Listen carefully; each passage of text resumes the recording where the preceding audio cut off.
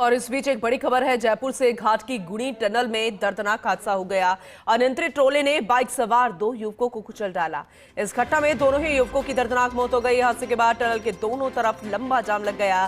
सूचना पर ट्रांसपोर्ट नगर थाना पुलिस मौके पर पहुंची। हादसे के बाद ट्रोला चालक मौके से फरार। अब शवों को रखवाया जा रहा है मोर्चरी में।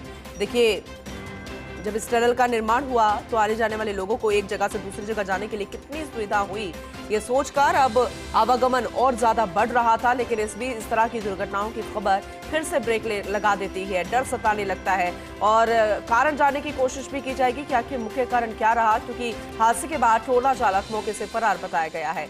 सत्यनारायण शर्मा हमारे से स्पेशल रिपोर्टर हमारे साथ जुड़ चुके हैं, ज्यादा जानकारी उनसे लेंगे। सत्यनारायण, क्योंकि वाकई में बहुत ही दर्दनाक ये घटनाक्रम, 2 युवकों की मौत, लेकिन ट्रोला चालक मौके से फरार, पूरे घटनाक्रम के बारे में बताइए और पुलिस जांच में क्या कुछ चल रहा है ये भी अपडेट कीजिए।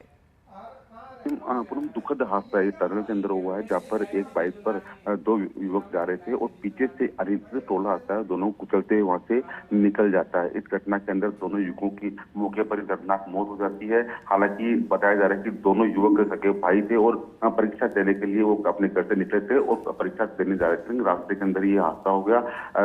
बड़ी बात यह है कि घटना के पश्चात क्योंकि टनल का मामला था तो आसपास जाम लगा और सूचना पुलिस मौके पहुंची और जो 2 किलोमीटर जाम लगा था उस जाम को हटवाया गया। फिलहाल दोनों मृतकों के शवों को मोर्चे में रखवाया गया है। उनके परिजनों को सूचना दे दी गई है।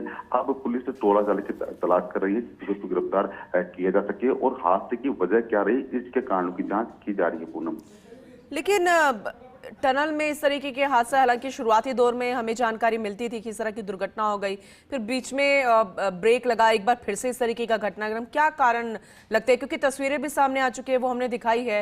ये बड़ा दुखद है क्योंकि जो समय अवधि कम हुई थी इस टनल के बनने से, अब वो कहीं वापिस से डर ना पैदा कर दे बाकी लोगों के जहन में। सत्यनारायण, बिल्कुल पूनम, देखो बताया जा रहा है कि ये जो बाइक थी इनकी वो रेसिंग बाइक थी और दोनों उस बाइक पर सवार थे और दोनों की गति भी काफी तेज थी। वहीं जो टोला चालक है उसकी गति भी काफी तेज थी, तो इसी चलते ये हादसा हुआ था। अब ये भिड़ंत आमने सामने की हुई थी या फिर टोला चालक ने उनको कुचला है तो वो वहाँ सीसीटीवी जो कैमरे लगे हुए हैं उनसे फुटेज के सामने आ पाएगा। लेकिन शुरुआती दौर के अंदर दर्दनाक हादसा होने के पश्चात दोनों जो मृतक है उनके परिजनों को सूचना दे दी गई है। बताया जा रहा है कि दोनों सगे भाई है।